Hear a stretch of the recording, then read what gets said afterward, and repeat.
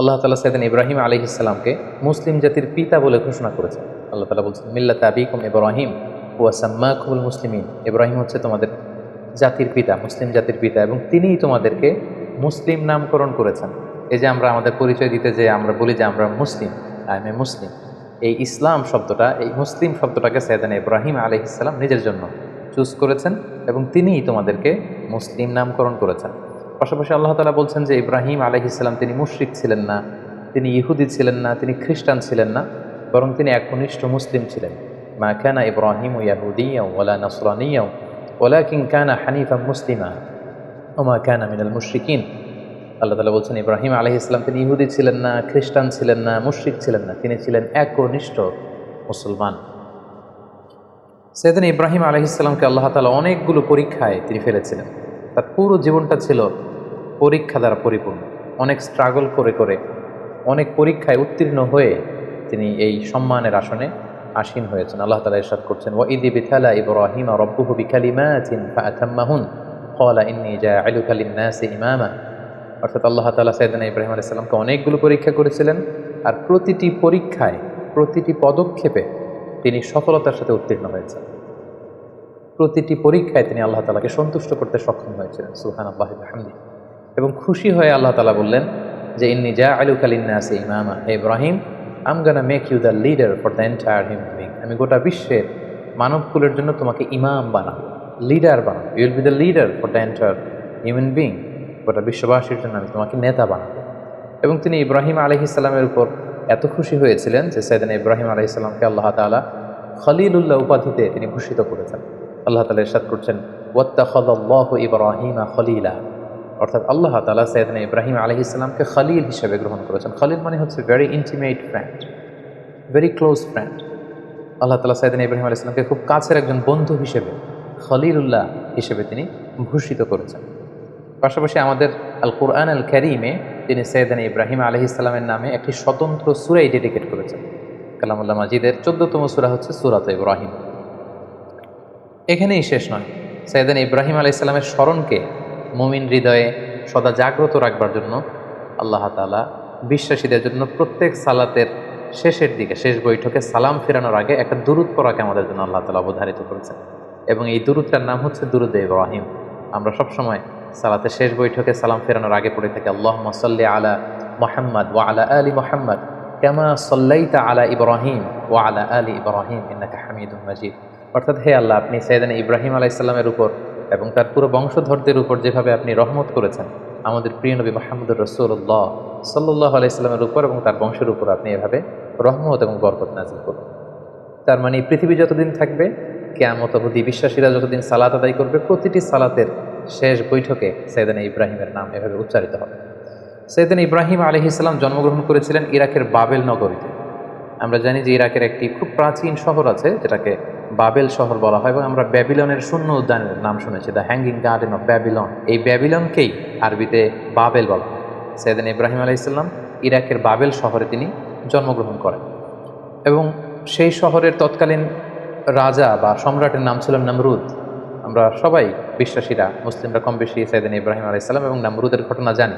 এবং সেখানে যেই সভ্যতাটা গড়ে উঠেছিল সেটাকে বলা হয় কালিডীয় সভ্যতা, এবং সেখানে সবাই মূর্তির পূজা করত। আমরা সাইয়েদনা ইব্রাহিম আলাইহিস সালামের শৈশবকালের দিকে যদি খেয়াল করি তাহলে দেখব যে উনি আগাগোড়া একটা শিরকি এনভায়রনমেন্টের মধ্য থেকে বড় হয়েছে, আগাগোড়া শিরকি পরিবেশ, এবং সেখান থেকে তিনি খুঁজতে খুঁজতে খুঁজতে মহাসত্যের সন্ধান পেয়েছেন। আল্লাহ তাআলা সন্ধান তিনি বের করে নিয়ে এসেছেন অ্যানালজির মাধ্যমে, সেলফ কনভারসেশনের মাধ্যমে, নিজের সাথে বোঝাপড়ার মধ্য দিয়ে। নিজের সাথেও কিন্তু নিজের একটা কথা বলা, কনভারসেশন করা, বোঝাপড়ার ব্যাপার আছে, এবং সেই বোঝাপড়াটা তিনি করতে করতে আল্লাহ তাআলার সন্ধান তিনি পেয়েছেন। তিনি ছোটবেলা দেখেছেন কেউ চাঁদের পূজা করে, কেউ সূর্যের পূজা করে, কেউ অগ্নি উপাসক আগুনের পূজা করে, কেউ মূর্তির পূজা করে। এগুলোর কোনোটাতেই তিনি কনভিন্স হচ্ছিলেন না, বরং তার যে ইন্টেলেক্ট, তার যে মেধা, মননশীলতা, সৃজনশীলতা, তার যে রিজনিং করার যে ক্ষমতা, অ্যানালজির যে ক্ষমতা, এটাকে কাজে লাগিয়ে তিনি ধাপে ধাপে মহাসত্যের সন্ধান তিনি লাভ করেছিলেন। আল্লাহ তাআলা বলছেন, ওয়ালাকাদ আতাইনা ইব্রাহিমা রুশদাহু মিন ক্বাবল ওয়া কুন্না বিহি আলিমিন। আমি ইব্রাহিমকে রুশদ দিয়েছি। রুশদ মানে জাজ করার ক্ষমতা, two differentiate between right and রং, কোনটা সত্য কোনটা মিথ্যা, এটা বুঝবার ক্ষমতা। বিবেক খাটানোর ক্ষমতা আমি আমার ইব্রাহিমকে দিয়েছি এবং আমি দেখেছি যে ইব্রাহিম এটাকে কাজে লাগিয়েছে। কিভাবে সাইয়েদনা ইব্রাহিম আলাইহিস সালাম আগাগোড়া একটা শিরকি পরিবেশের মধ্যে থেকে একটা পৌত্তলিক সমাজে বসবাস করে, যেখানে ওনার পিতা, ওনার বন্ধু বান্ধব, ওনার আত্মীয় স্বজন, ওনার এলাকার প্রতিটি লোক যেখানে মূর্তির পূজা করছে, সেখানে থেকে তিনি কিভাবে তাওহীদের সন্ধান পেলেন, কিভাবে তিনি আল্লাহ তাআলার সন্ধান পেলেন, শুধু আমরা এ পর্যায়ে সেটা জানবার চেষ্টা করব। এ ব্যাপারে আল্লাহ তাআলা খুব চমৎকারভাবে সূরাতুল আনআমে তিনি উল্লেখ করেছেন যে ফালাম্মা জান্না আলাইহিল লাইলু রাআ কাওকাবা, রাতের বেলা সাইয়েদনা ইব্রাহিম আলাইহিস সালাম আকাশে দেখলেন তারার মেলা, এবং দেখলেন যে ক্যালেডীয় সভ্যতার লোকেরা, ব্যাবিলনের লোকেরা তারার পূজা করে। ক্বালা হাযা রাব্বি, তিনি নিজেকে জিজ্ঞেস করলেন তাহলে এই তারাগুলোই কি আমার রব, এই তারাগুলোই কি আমার স্রষ্টা, সবাই তারার পূজা করে কেন?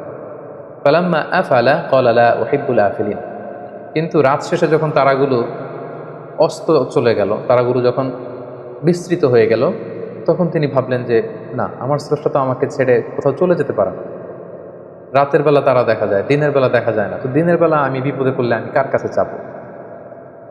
ফালাম্মা রাআল কামারা বাযিগান ক্বালা হাযা রাব্বি, এরপরের দিন তিনি দেখতে পেলেন আকাশের চমৎকার জলজলে চাঁদ। এই চাঁদের আলো দেখে লোকজন চাঁদের পূজা করতে শুরু করেছে। তিনি মনে মনে প্রশ্ন করলেন যে হাযা রাব্বি, এই চাঁদই কি তাহলে আমার স্রষ্টা? নিজের সাথে নিজের প্রশ্ন, নিজেকে জিজ্ঞেস করছেন তাহলে কি চাঁদই আমার রব? ফালাম্মা আফালা ক্বালা লাইন লাম ইয়াহদিনি রাব্বি লাআকুনান্না মিনাল কওমিদ দাল্লিন। এরপর চাঁদও যখন রাত শেষে নিজের অস্তিত্ব হারালো, এটাকে আর দেখা যায় না, তিনি বললেন যে না, আমার আসল রব যিনি, তিনি যদি আমাকে পথ না দেখান, আমি তো পথ হারিয়ে ফেলবো। ফালাম্মা রাআ আশ-শামসা বাযিগাতান ক্বালা হাযা রাব্বি হাযা আকবার, এরপরের দিন সকালবেলা পূব আকাশে তিনি দেখতে পেলেন যে জলজলে গগন বিদারী এক সূর্য, ভর দুপুরে এই সূর্যের আলোতে প্রখর তাপে গোটা বিশ্ব আলোকিত, এবং এই সূর্যের দিকে তাকিয়ে তিনি খেয়াল করলেন যে সবাই এই সূর্যের পূজা করে। তখন তিনি বললেন হাযা আকবার, এই সূর্যটাই তো সবচেয়ে বড়, এটা তেজস্বী, প্রচণ্ড তাপ উৎপাদন এবং তাপ এবং বিকিরণ দিতে এটা সক্ষম, এটাই মনে হয়, এটা যেহেতু সবচেয়ে বড়, এটাই হতে পারে আমার রব। নিজেকে নিজে প্রশ্ন করলেন। কিন্তু ফালাম্মা আফালাত ক্বালা ইয়া কওমি ইন্নী বারিউম মিম্মা তুশরিকুন, কিন্তু বিকেলবেলা পশ্চিম আকাশে এই সূর্যটা যখন ডুবে গেল, সূর্য যখন অস্তিত্ব হারালো, তিনি সূর্যকে আর খুঁজে পান না। তখন তিনি বললেন না, তাহলে সূর্যও তো আমার রব হতে পারে না, সূর্য আমার স্রষ্টা হতে পারে না।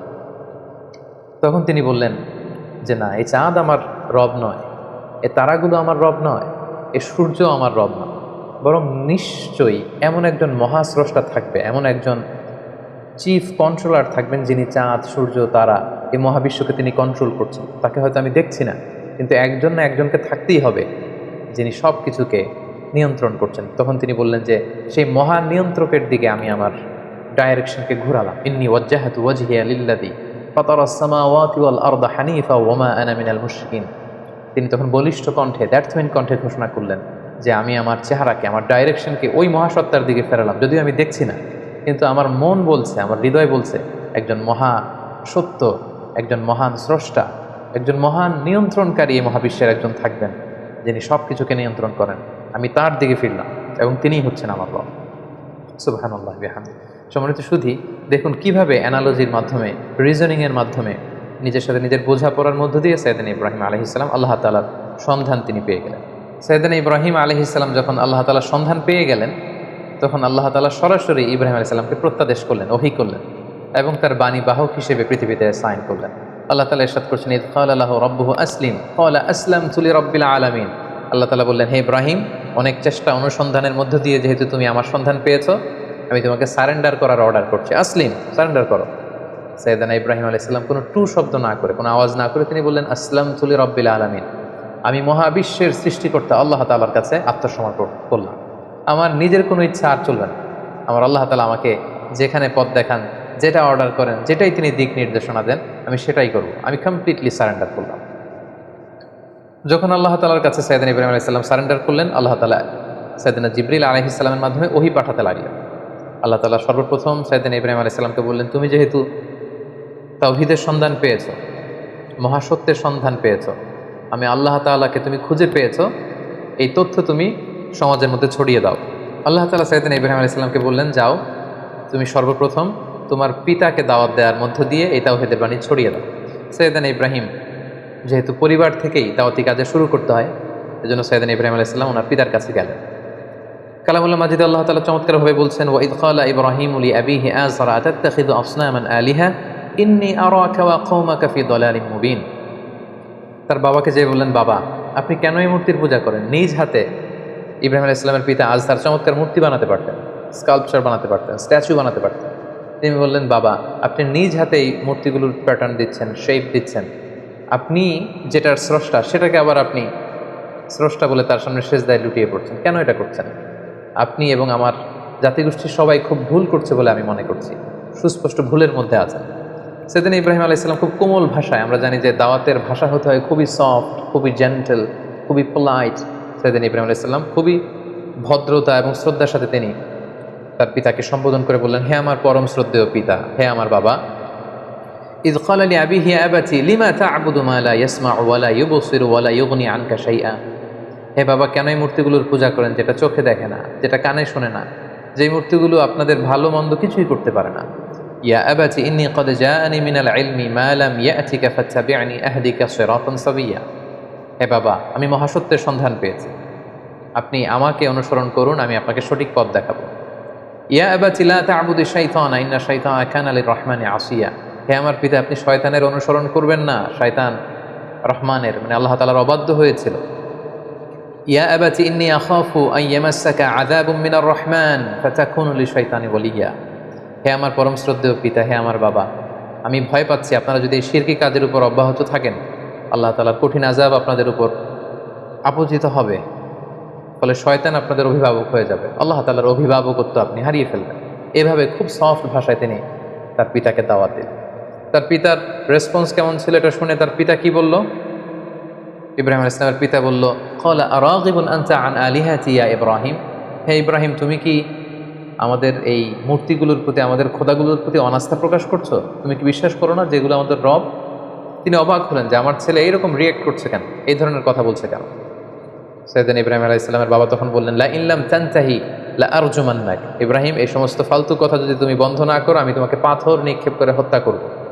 ওয়াহজুরনি মালিয়া, আমাকে তুমি ছেড়ে দাও, আমার সাথে তোমার কোনো সম্পর্ক থাকবে না। সাইয়েদনা ইব্রাহিম আলাইহিস সালাম বললেন, খালা সালামুন আলাইক। বাবা, আপনার প্রতি আল্লাহর শান্তি। সাআস্তাগফিরু লাকা রাব্বি, আমি আপনার জন্য আল্লাহ তাআলার কাছে ক্ষমা প্রার্থনা করব।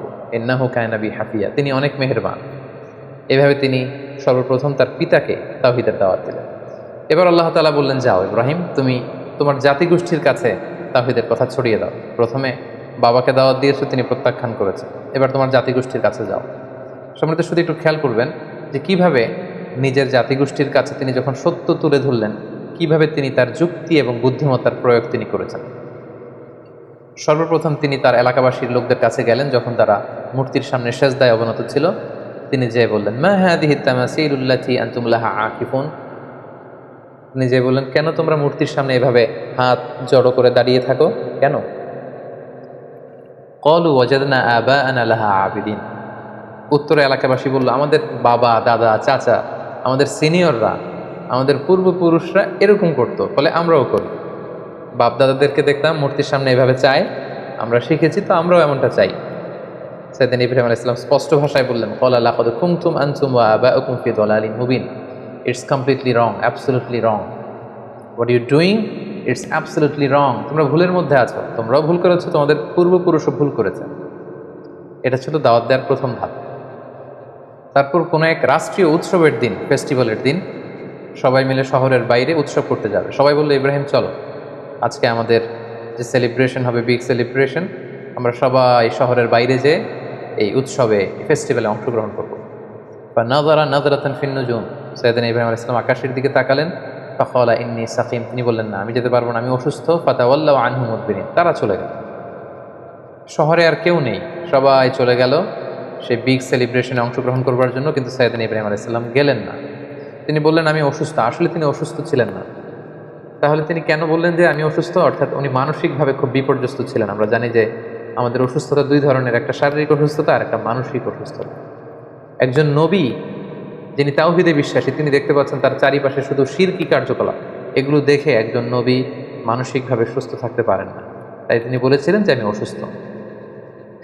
ওয়াতাল্লাহি লা আকিদান্না আসনামাকুম বা'দা আন তুওয়াল্লু মুদবিরিন। তারা যখন ইব্রাহিম আলাইহিস সালামকে ফেলে অনুষ্ঠানে চলে গেল, তখন তিনি মনে মনে বললেন, যাও, তোমরা যাওয়ার পরে আজকে তোমাদের এই মূর্তিগুলোর ব্যাপারে আমি একটা প্ল্যান করেছি এবং সেটা করব। যেমনটি প্ল্যান করেছেন ঠিক তেমনটি কাজ। ফারাগা ইলা আলিহাতিহিম ফাকালা আলা তাকুলুন। সবাই যখন অনুষ্ঠানে চলে গেল, তিনি একা একা মন্দিরে ঢুকলেন। শহরের সবচেয়ে বড় মন্দিরের ভেতরে ঢুকে তিনি দেখলেন যে মূর্তিগুলো দাঁড়িয়ে আছে। আমরা এখনও বিভিন্ন জায়গায় যখন মূর্তিগুলোকে যেভাবে দেখি, তিনি সেভাবেই দেখলেন যে একাধিক হাত, বিভিন্ন অঙ্গভঙ্গিতে, নারীর মূর্তি, পুরুষের মূর্তি, বিভিন্ন প্রাণীর মূর্তি, এবং তিনি দেখতে পেলেন মূর্তিগুলোর সামনে নানা ধরনের মুখরোচক মিষ্টান্ন খাবার দাবার দেয়া। তিনি প্রতিটা মূর্তির সামনে যেয়ে বললেন, আলা তাকুলুন, তোমাদের সামনে এই যে তোমাদের ভক্তরা যে খাবার দিয়ে গেল, তোমরা কি একটু খাবে না? এত এত খাবার খাচ্ছ না কেন? খাচ্ছ না কেন? বারবার প্রশ্ন করতে লাগলেন, খাচ্ছ না কেন? মা লাকুম তানতিকুন। তো ওনার প্রশ্নের উত্তরে কোনো মূর্তি থেকে তো কোনো আনসার আসে না। তো তখন উনি বললেন, তাহলে কথা বলো, কেন খাচ্ছ না? হয় খাও, না হয় কথা বলো। মা লাকুম লা তানতিকুন, তোমরা কেউ কথা বলছো না কেন? কেউই যখন কোনো আওয়াজ করছে না, ফারাগা আলাইহিম দরবাম বিল ইয়ামিন, তখন তিনি ডান হাত দিয়ে মূর্তিগুলোকে ভাঙতে আরম্ভ করলেন, আঘাত করতে আরম্ভ করলেন। কোনো মুফাসসিরিন একরাম বলেছেন, উনি মন্দিরে ঢুকবার সময় একটি কুঠার নিয়ে ঢুকেছিলেন, যে কুঠার দিয়ে গাছ কাটা হয়। এই মূর্তি ভাঙার পারপাসটা ছিল একটা বিশাল পারপাসে তিনি এগুলো করেছেন, যেগুলো আমরা সামনে দেখতে পাবো। ফাজা আলহম জুদাদান ইল্লা খাবিরান লাহুম লাআল্লাহুম ইলাইহি ইয়ারজিউন। এক এক করে প্রতিটি মূর্তি তিনি ভাঙলেন, হাতের কুঠার দিয়ে ভেঙে চুরমার করে। মন্দিরের ভেতরকার সবচাইতে বড় সাইজের যে মূর্তিটা, সেটাকে আর তিনি ভাঙলেন না, বরং তিনি হাতের কুঠারটা নিয়ে সেই মূর্তির ঘাড়ের মধ্যে ঝুলিয়ে রাখলেন। ভাবখানা এমন যে এই বড় মূর্তিটাই সবগুলো মূর্তি ভেঙে কাদের মধ্যে কুঠার ঝুলিয়ে রেখেছে। ক্বালু মান ফাআলা হাযা বিআলিহাতিনা ইন্নাহু লামিনাল যালিমিন। প্রোগ্রাম শেষে সবাই যখন শহরে ফিরে এলো, তাদের বড় মন্দিরের ভেতরে ঢুকে তো সবাই অবাক, ঘটনা কি? আমাদের খোদাগুলোর সাথে এরকম বাজে আচরণ কে করেছে? কে ভাঙলো মূর্তিগুলোকে? এবং তারা দেখতে পেল প্রতিটি মূর্তি ভাঙা, একটি মূর্তি ছাড়া আবার সেটার কাঁধে কুঠার ঝোলানো। ক্বালু সামি'না ফাতান ইয়াযকুরুহুম ইউকালু লাহু ইব্রাহিম। তাদের কেউ কেউ বলল, ইব্রাহিম নামে একটা ছেলে আছে যে কিছুদিন ধরে আমাদের এই মূর্তিগুলোর প্রতি অনাস্থা প্রকাশ করছিল, মনে হয় সে কিছু একটা করতে পারে। সবাই যে সাইয়েদনা ইব্রাহিম আলাইহিস সালামের কাছে হাজির হয়ে গেল। ক্বালু আআনতা ফাআলতা হাযা বিআলিহাতিনা ইয়া ইব্রাহিম। হে ইব্রাহিম, আমাদের প্রভুগুলোর সাথে কি তুমি এমন খারাপ আচরণ করেছো? তুমি কি এগুলোকে ভেঙেছো? ইব্রাহিম আলাইহিস সালাম বললেন, কি হয়েছে? সবাই বলল যে প্রতিটা মূর্তি ভেঙে কে যেন একেবারে মেসাকার করে দিয়ে গিয়েছে, শুধু বড় মূর্তিটা ছাড়া, আর সেটার কাঁধের মধ্যে একটা কুঠার শোভা পাচ্ছে। সাইয়েদনা ইব্রাহিম আলাইহিস সালাম মজা করে বললেন, বাল ফাআলাহু কাবীরুহুম হাযা, তাহলে তো মনে হচ্ছে বড়টাই ভেঙেছে। অর্থাৎ সবগুলো মূর্তি ভাঙা, বড় মূর্তিটার গায়ে হাত দেওয়া হয়নি, এবং এটার কাঁধে যেহেতু কুঠার, তিনি বললেন হয়তো বড়টাই সবগুলোকে ভেঙে দাঁড়িয়ে আছে। ফাসআলুহুম ইন কানু ইয়ানতিকুন, তোমরা ভেঙে যাওয়া মূর্তিগুলোকে জিজ্ঞেস করছো না কেন? যদি ওরা বলতে পারে যে কারা তাদের উপরে অ্যাটাক করেছে, তাদেরকে জিজ্ঞেস করো। এভাবে উনি যখন যুক্তি দিয়ে তাদের সাথে কথা বললেন, সবাই লজ্জায় কাচুমাচু হয়ে মাথা নিচু করে দাঁড়িয়ে রইল, কারণ কোনো উত্তর তো নেই। ঠিক ওই মোমেন্টে সাইয়েদনা ইব্রাহিম আলাইহিস সালাম তাওহীদের বীজ তাদের হৃদয়ে বপন করার চেষ্টা করলেন। তিনি বললেন, ক্বালা হাল ইয়াসমাউনাকুম ইত্তাদউন, কেন এগুলোর পূজা করো? তোমাদের বিপদে পড়ে এগুলোর কাছে যখন কিছু চাও, এরা কি শুনতে পায়? আও ইয়ানফাউনাকুম আও ইয়াদুররুন, এগুলো কোনো ক্ষতি করা, উপকার করা, কিছু করার ক্ষমতা কি মূর্তির আছে? বরং আমি যেই রবের ইবাদত করি, সেই রবের ইবাদত করো, যিনি হচ্ছে রব্বুল আলামিন, গোটা বিশ্বের রব। আল্লাযী খলাকানি ফাহুয়া ইয়াহদিন, যিনি আমাকে সৃষ্টি করেছেন, আমাকে সঠিক পথ দেখিয়েছেন। ওয়াল্লাযী হুয়া ইউতঈমুনি ওয়া ইয়াসকিন, তিনি আমাকে খাওয়ান পান করান, মানে তিনি আমাকে রিজিক দিয়ে থাকেন। ওয়া ইযা মারিদতু ফাহুয়া ইয়াশফিন, আমি যখন অসুস্থ হয়ে যাই তিনি আমাকে হিলিং করেন, তিনি আমাকে রেমেডি দেন, তিনি আমাকে সুস্থ করে দেন, শিফা করে দেন। ওয়াল্লাযী ইউমীতুনি সুম্মা ইউহীন, তিনি হচ্ছেন এমন সত্তা যিনি মৃত্যু দেন আবার জীবন দেন। আল্লাহ তাআলার চমৎকার পরিচয় অল্প কটা বাক্যে তিনি সবার সামনে পৌঁছে দিলেন। এই ঘটনাটি যখন ঘটল, তখন পুরো বাবেল শহরে এলাকা জুড়ে কানা ঘোষা গুঞ্জন, সবাই বলাবলি করতে আরম্ভ করলো, ইব্রাহিম তো ধর্মত্যাগ করেছে, সে নাস্তিক এবং মুরতাদ হয়ে গিয়েছে। এবং এই কানা ঘোষা এবং গুঞ্জরণ ছড়াতে ছড়াতে ঘটনাটি নমরুদ পর্যন্ত যেয়ে পৌঁছল। এবং সেই বাবেল নগরীর শাসক, যিনি গোটা বিশ্বকে কন্ট্রোল করতেন, নিয়ন্ত্রণ করতেন, নমরুদ, তার রাজপ্রাসাদে আল্লাহর খালিল সাইয়েদনা ইব্রাহিম আলাইহিস সালামকে ডেকে পাঠালেন। তিনি জিজ্ঞেস করলেন, ইব্রাহিম, তুমি নাকি আলাদা এক রবের ইবাদত করো, কে তোমার রব?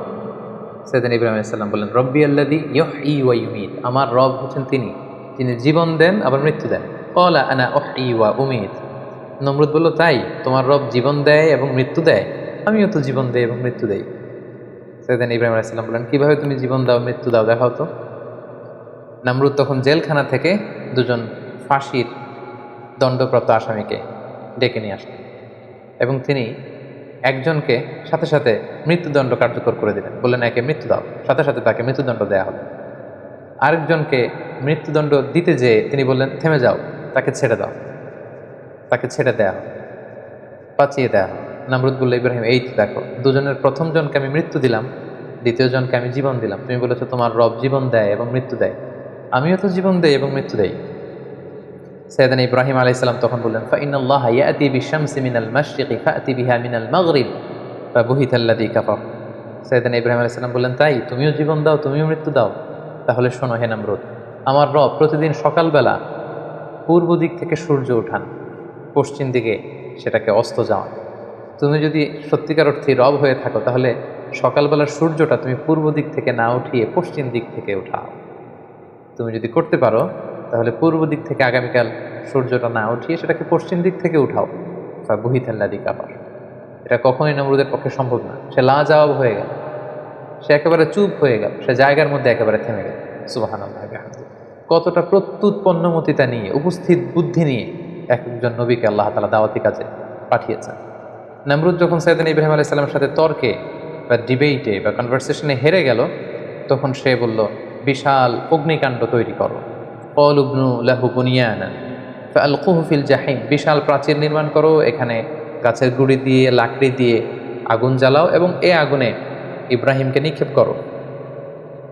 ক্বালু হাররিকুহু ওয়ানসুরু আলিহাতাকুম ইন কুনতুম ফাআইলিন, বিশাল একটা প্রাচীর নির্মাণ করা হলো।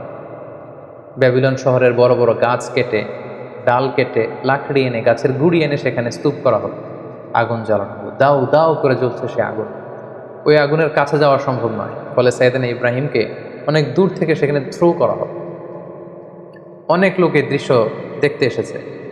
সাইয়েদনা ইব্রাহিম আলাইহিস সালামকে যখন সেই জ্বলন্ত অগ্নিকাণ্ডে থ্রো করা হলো, অবাক করা একটা কাণ্ড সেখানে ঘটল। আল্লাহ তাআলা বললেন কুলনা ইয়া নারু কুনি বারদাও ওয়া সালামান আলা ইব্রাহিম। আল্লাহ তাআলা আগুনকে অর্ডার করলেন, হে আগুন তুমি আমার ইব্রাহিমের জন্য সুশীতল হয়ে যাও, কুনি বারদান ঠান্ডা হয়ে যাও, ওয়া সালামান আলা ইব্রাহিম ইব্রাহিমের জন্য তুমি শান্তিপূর্ণ কোমল একটা জায়গা হয়ে যাও। মুহূর্তের মধ্যে সাইয়েদনা ইব্রাহিম আলাইহিস সালামকে যখন ওখানে ফেলা হলো, সাইয়েদনা ইব্রাহিম আলাইহিস সালামের গা ঝলসে যাওয়া তো দূরের কথা, দেহের কোনো অঙ্গ প্রত্যঙ্গ জ্বলে যাওয়া তো দূরের কথা, ওনার গায়ের একটি পশমও পড়ে আল্লাহ তাআলা মিরাকুলাসলি অলৌকিকভাবে বিশাল এই অগ্নিকুণ্ডটাকে আল্লাহ তাআলা খলিল সাইয়েদনা ইব্রাহিম আলাইহিস সালামের জন্য ফুল বাগান বানিয়ে দিলেন, ফুলের বাগিচা বানিয়ে দিলেন।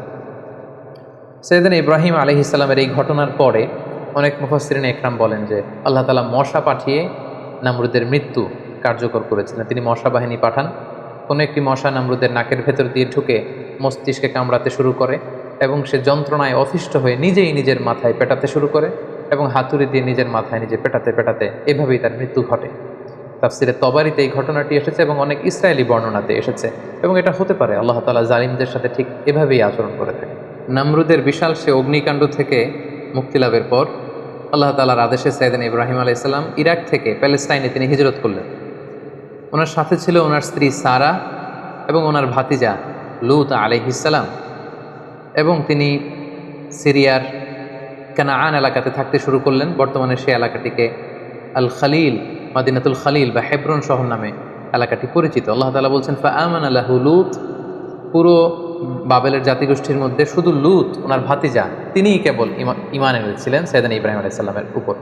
ওয়াকালা ইন্নী মুহাজিরুন ইলা রাব্বি, সাইয়েদনা ইব্রাহিম আলাইহিস সালাম বলেন আমি এলাকাতে আর থাকবো না, বরং আমি হিজরত করবো আল্লাহ তাআলা সন্তুষ্টির জন্য।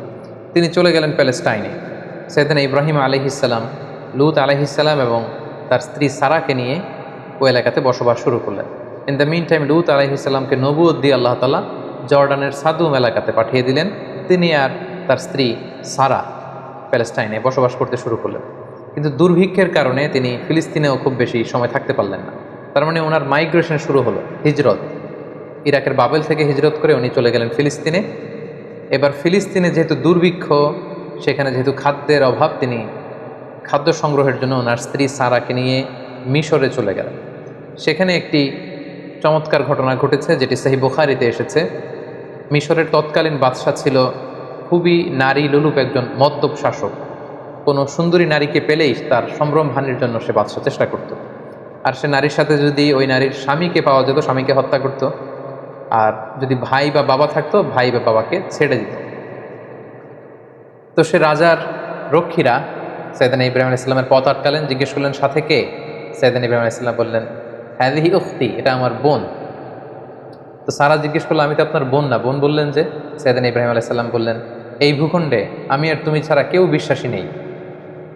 মুমিন বা বিশ্বাসী বলতে আমি আর তুমি এই দুজন, আর বিশ্বাসীরা একে অপরের ভাই ভাই বা ভাই বোন। সেই হিসাবে আমি তোমাকে বোন বলে পরিচয় দিয়েছি। সাইয়েদনা ইব্রাহিম আলাইহিস সালাম যখন তার স্ত্রী সারাকে বোন বলে পরিচয় দিল, তখন বাদশার রক্ষীরা সাইয়েদনা ইব্রাহিম আলাইহিস সালামের কাছ থেকে সারাকে ছিনিয়ে নিয়ে বাদশার কাছ পর্যন্ত পৌঁছে দিল। এবং সারা তখন দুরাকাত নামাজ পড়ে, অজু করে দুরাকাত সালাত আদায় করে আল্লাহ তাআলার কাছে দোয়া করলেন, হে আল্লাহ, আমি আপনার উপর ঈমান এনেছি, আপনার রাসূলের উপর বিশ্বাস করেছি, আপনি আমার সতীত্ব, আপনি আমার ইজ্জতকে হেফাজত করবেন। তো সারাকে তখন পেয়ে সেই নারী লুলুপ বাদশাহ, সে যখন সারার দিকে অগ্রসর হচ্ছিল, আল্লাহ তাআলা এই দোয়ার বরকতে ওই বাদশাকে প্যারালাইজড করে দিলেন। তার হাত পা অবশ হয়ে গেল, সে মাটিতে দুমড়ে মুচড়ে পড়ল। তখন সে বাদশাহ সারাকে বলতে আরম্ভ করলো যে, হে সারা, তুমি আল্লাহর কাছে দোয়া করো, আল্লাহ যেন এই প্যারালাইজ থেকে, এই পক্ষাঘাত থেকে আমাকে তিনি বাঁচান। তোমার দোয়াতে আমি যদি বেঁচে যাই, তোমাকে তোমার স্বামীকে ছেড়ে দেব। সারা তিনি দোয়া করলেন, আল্লাহ তাআলা এই বাদশাকে সুস্থ করে দিলেন।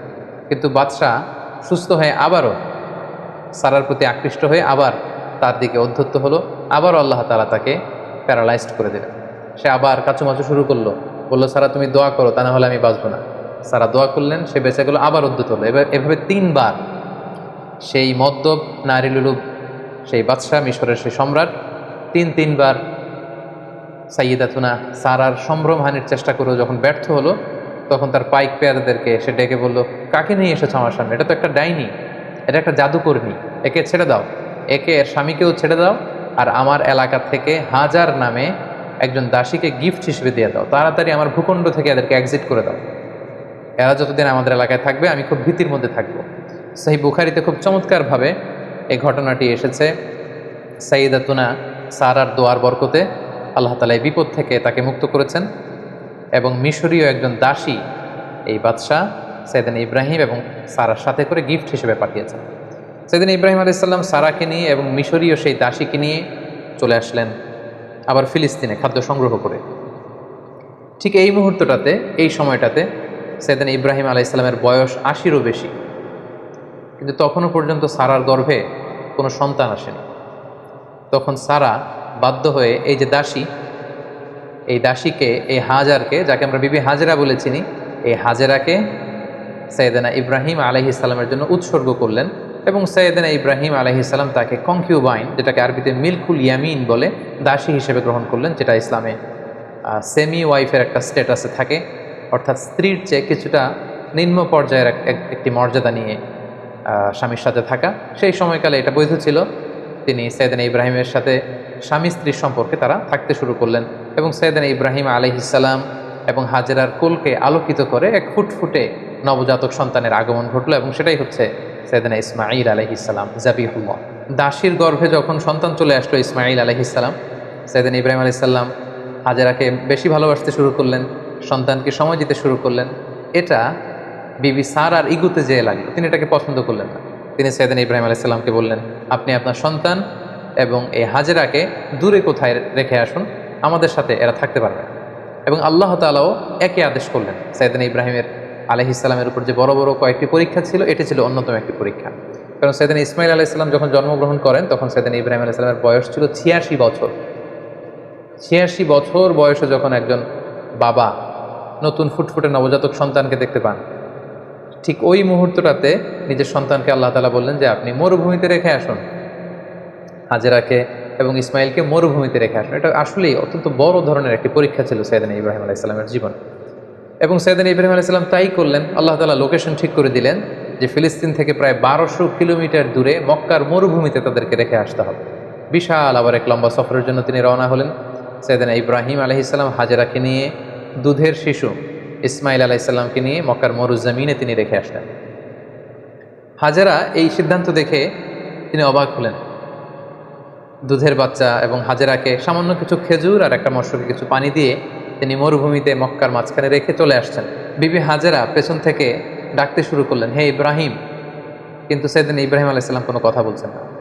বিবি হাজেরা বারবার ডাকলেন এবং এক পর্যায়ে বললেন যে, ইব্রাহিম অন্তত এতটুকু বলে যান যে আপনি যে এই মরুভূমিতে আমাদেরকে সামান্য খেজুর আর পানি দিয়ে আপনার দুধের শিশুকে আর আমাকে রেখে চলে যাচ্ছেন, এটা কি আপনার ইচ্ছায় নাকি আল্লাহ তাআলার ইচ্ছায়? সাইয়েদনা ইব্রাহিম আলাইসাল্লাম বললেন, এটা আল্লাহ তাআলার ইচ্ছায়। হাজেরা তখন বললেন, ইদান লা ইউদাইয়ুনা, তাহলে আল্লাহ তাআলা কখনো এখানে আমাদেরকে মরতে দেবেন না।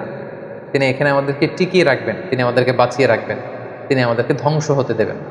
সাইয়েদনা ইব্রাহিম আলাইহিসসালাম ইসমাইল আলাইহিসসালামকে এবং হাজেরাকে সেই তপ্ত মরুর বুকে রেখে যখন ফিরে আসছিলেন আবার ফিলিস্তিনে, তিনি আল্লাহ তাআলার কাছে দোয়া করলেন, রব্বানা ইন্নী আসকানতু মিন যুররিয়্যাতি বিওয়াদিন গায়রি যি যার'ইন ইনদা বাইতিকাল মুহাররম।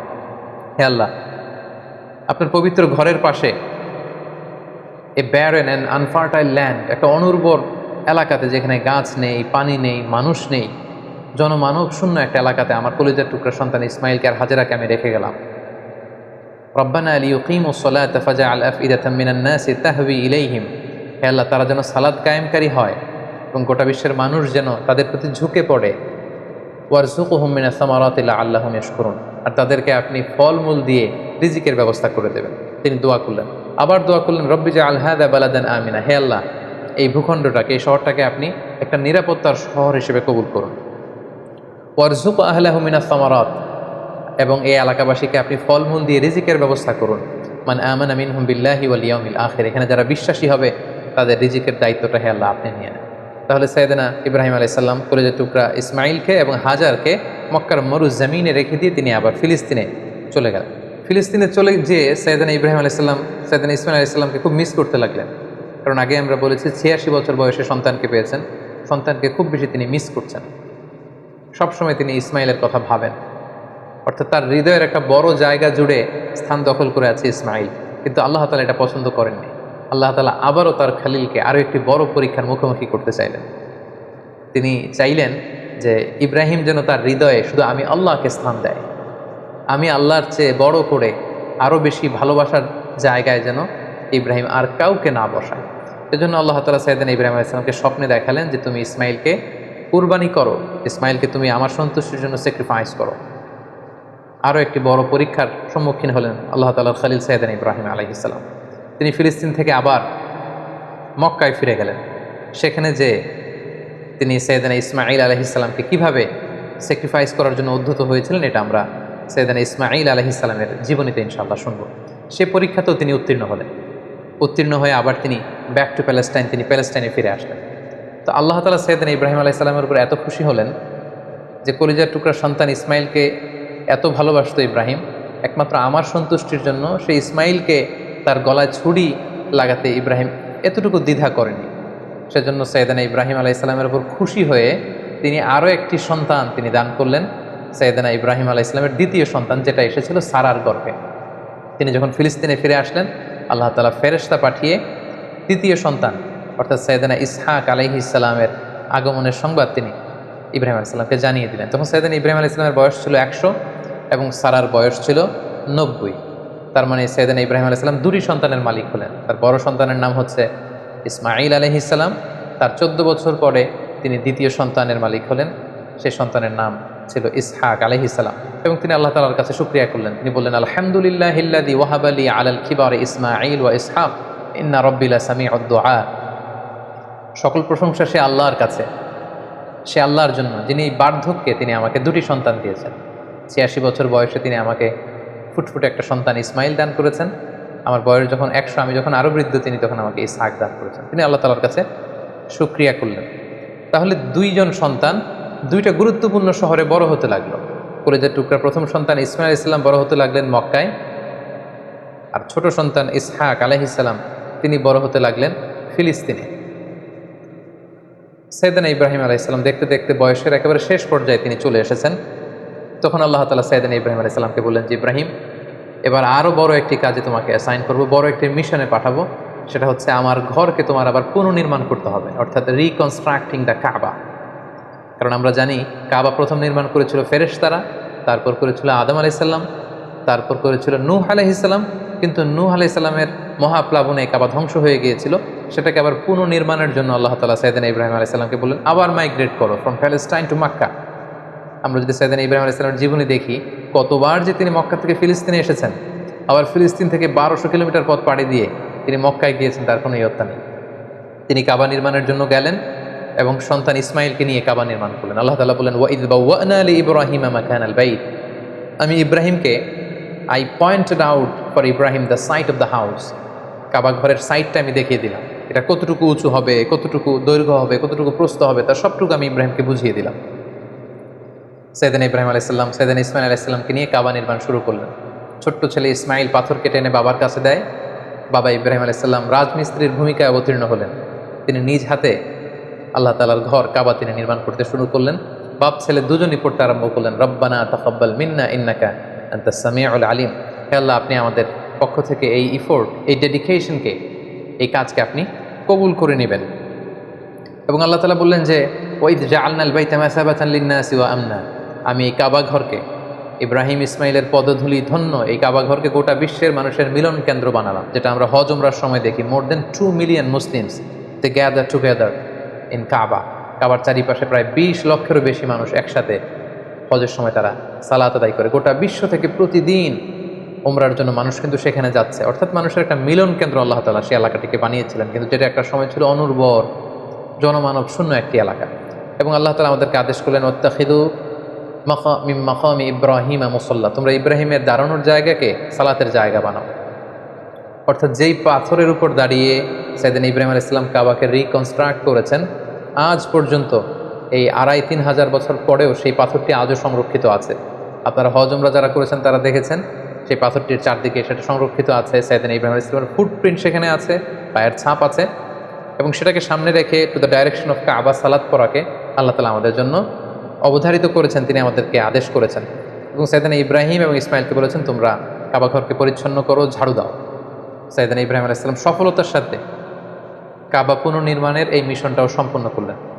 সম্পন্ন করে তিনি কায়মনোবাক্যে আল্লাহ তাআলার কাছে একটা দোয়া করেছিলেন, ঐতিহাসিক দোয়া।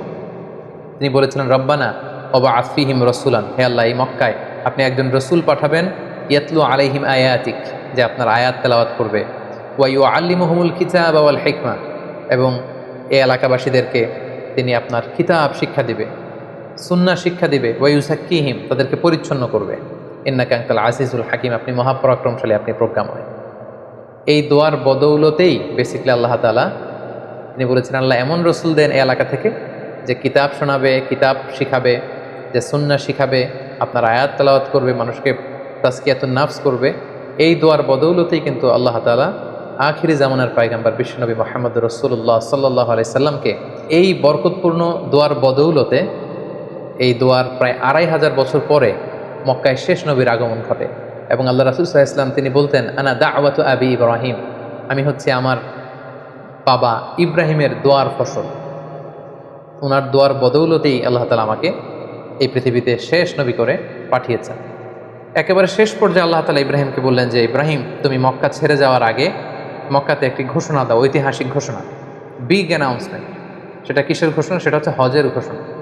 কিভাবে হজ শুরু হলো, তুমি হজের ঘোষণা দাও। সাইয়েদনা ইব্রাহিম আলাইহিস সালাম বললেন আল্লাহ এখানে কোনো মানুষ নেই, কোনো জনপদ নেই, কেউ নেই, আমি কার কাছে হজের ঘোষণা দেব?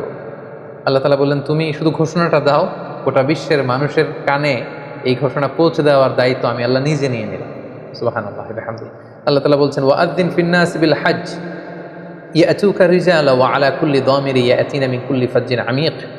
ইব্রাহিম তুমি ঘোষণা দাও, তোমার এই ঘোষণার বদৌলতে দেখবে আগামী বছর থেকে গোটা বিশ্ব থেকে মানুষ আসতে শুরু করবে। এবং সাইয়েদনা ইব্রাহিম আলাইহিস সালাম সাফা পাহাড়ের উপরে উঠলেন, কোনো বর্ণনায় জাবালে আবু কুবাইসের উপরে উঠলেন, উঠে ঘোষণা দিলেন আইয়ুহান নাস ইন্না রাব্বাকুম ক্বাদ ইত্তাখাযা বাইতান ফাহাজ্জু, হে গোটা বিশ্বের মানুষ, আল্লাহ তাআলা একটি পবিত্র ঘর নির্মাণ করেছেন আমার মাধ্যমে, তোমরা এই ঘরে হজ পালনের জন্য আসো। তাফসিরে এসেছে যে এই ঘোষণাটা আল্লাহ তাআলা গোটা বিশ্বের সবার কানে তখন পৌঁছে দিয়েছেন। এমনকি আমরা তখন ছিলাম না এই পৃথিবীতে, আমরা রুহের জগতে ছিলাম, আমাদের কাছে আল্লাহ তাআলা এই আহ্বানটি পৌঁছিয়েছিলেন। এবং রুহের জগতে আমাদের মধ্যে থেকে যারা লাব্বাইক লাব্বাইক বলে এটার আনসার আমরা করার সুযোগ পেয়েছি, তাদেরকে আল্লাহ তাআলা এই পৃথিবীতে কাবা জিয়ারতের এবং হজ পালনের সুযোগ দান করে থাকবেন। তাহলে আল্লাহর ঘর নির্মাণ করে, হজের ঘোষণা দিয়ে, সাইয়েদনা ইব্রাহিম আলাইহিস সালাম একেবারে প্যালেস্টাইনে চলে আসলেন এবং একদিন আল্লাহ তাআলাকে তিনি শখ করে বললেন, আল্লাহ, আপনি তো মৃতকে জীবিত করতে পারেন, আমার বড্ড জানতে ইচ্ছে করে যে আপনি কিভাবে এটা করেন। ইয ক্বালা ইব্রাহিম রব্বি আরিনি কাইফা তুহয়িল মাউতা, হে আল্লাহ, আপনি মৃতকে কিভাবে জীবিত করেন?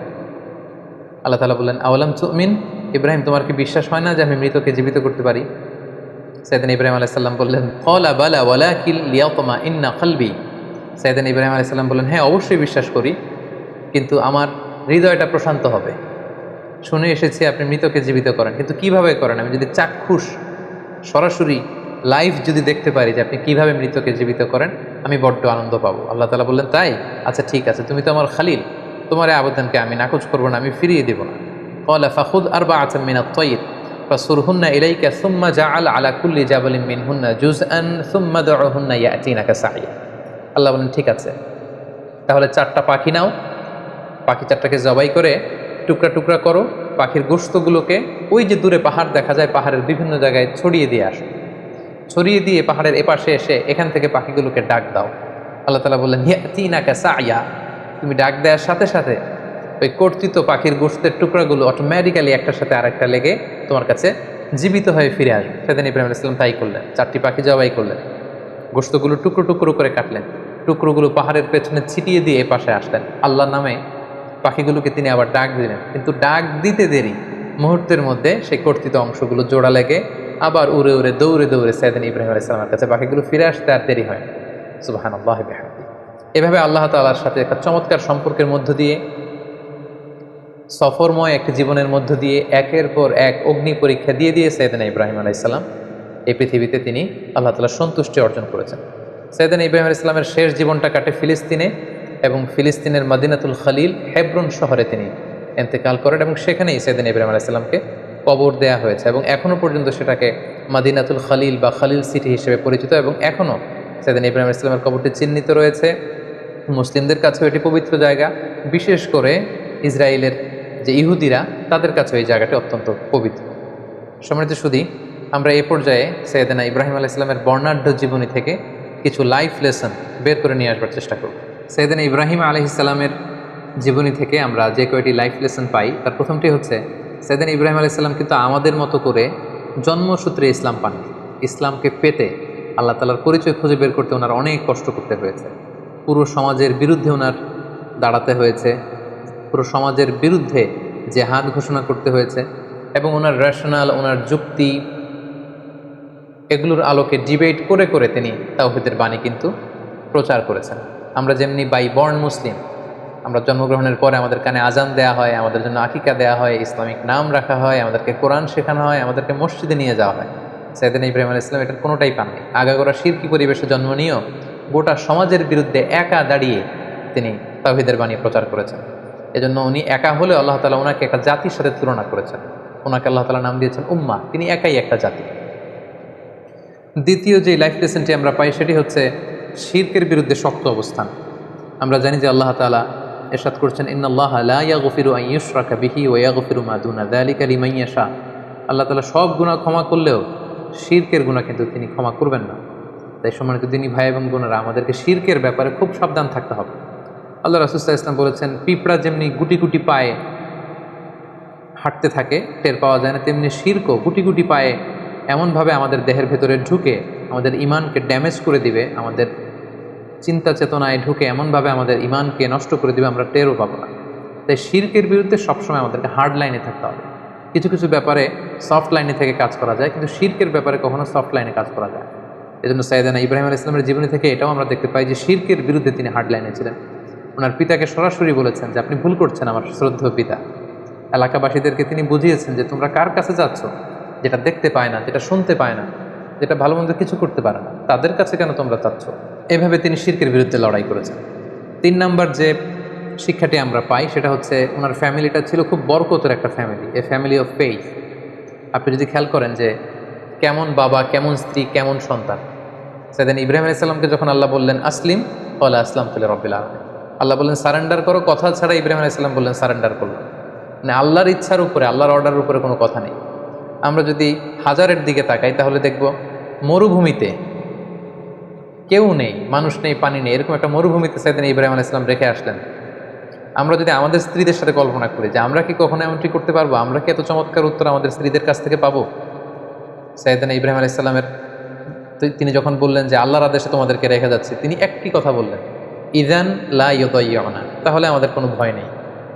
ইমানের কত পাওয়া, কত মজবুত ছিল তাদের ইমান, কত চমৎকার ছিল তার স্টেটমেন্ট যে আল্লাহ যদি আদেশ করে থাকে আল্লাহ আমাদের দেখভাল করবেন, আমার ভয় নেই। ছোট্ট ছেলে ইসমাইলের দিকে যদি আমরা তাকাই, ইব্রাহিম আলাইহিস সালাম যখন বললেন যে বাবা আমি স্বপ্নে দেখছি যে আমি তোমাকে স্যাক্রিফাইস করছি, এটা আল্লাহর আদেশ, কি বলো তুমি? ছোট্ট ছেলে ইসমাইল বললেন, ইফা আল মা তুমার, বাবা আপনি যেমনটি আদিষ্ট হয়েছেন তেমনটি করুন, আমার কোনো কথা নেই, আল্লাহ যেমনটা চায় আমার চাওয়া ঠিক তেমন। তাহলে বাবা হিসেবে কতটা তিনি অনুগত ছিলেন আল্লাহ তাআলার, মা হিসেবে বা স্ত্রী হিসেবে তার ইমানের মজবুতি আমরা দেখতে পেলাম। ছোট্ট সন্তান ইসমাইলের কত চমৎকার উত্তর, তার মানে পুরো ফ্যামিলিটা ছিল ফ্যামিলি অফ ফেইথ। আমরা যেন এরকম একটা ফ্যামিলি গঠন করতে পারি, এই চেষ্টাটুকু আমাদের করতে হবে। এবং দাওয়াতি কাজ করার সবচেয়ে উর্বর জায়গা কিন্তু ফ্যামিলি। পরিবারে আপনি বেশি দাওয়াতি কাজ করতে পারবেন, বাইরে হয়তো আপনি বাধার সম্মুখীন হবেন, অনেক ধরনের সমস্যার সম্মুখীন হবেন, কিন্তু পরিবারে আপনি হচ্ছেন you are the owner, you are the leader, you are the controller, আপনার কথাই আপনার পরিবারে চলবে। সো চার দেয়ালের এই আবদ্ধ জায়গায়, আপনার ঘরে, আপনার ড্রয়িং রুমে, আপনার বেডরুমে, আপনার এই ছোট্ট স্পেসটিতে কিন্তু আপনি আল্লাহ তাআলার সব বিধানগুলো পালন করতে পারবেন। তাই পরিবার হচ্ছে দাওয়াতি কাজের সবচাইতে উর্বর জায়গা। 4 নম্বর যে শিক্ষাটুকু পাই সেটা হচ্ছে আমাদেরকে কম্পিটেন্ট সাকসেসর রেখে যেতে হবে। আমাদের ভালো কাজের ধারাবাহিকতার জন্য এমন উত্তরাধিকার, এমন সন্তান আমাদেরকে গড়তে হবে যাতে করে আমি যে ভালো কাজ করলাম এটার ধারাবাহিকতা আমার সন্তানদের মাধ্যমে অব্যাহত থাকে। যেটা আমরা দেখেছি সাইয়েদনা ইব্রাহিম আলাইহিস সালাম তাওহীদের আলো বিলিয়েছেন, ওনার পরেই এই কাজের ধারাবাহিকতা থমকে যায়, বরং ওনার ছেলে ইসমাইল আলাইহিস সালাম মক্কায় সে কাজ করেছেন, ছোট ছেলে ইসহাক করেছেন প্যালেস্টাইনে। সর্বশেষে যে শিক্ষাটি আমরা পাই সেটি হচ্ছে আমাদের জীবনে অনেক দুঃখ কষ্ট, অনেক চ্যালেঞ্জ, অনেক হার্ডশিপ এগুলো আসে।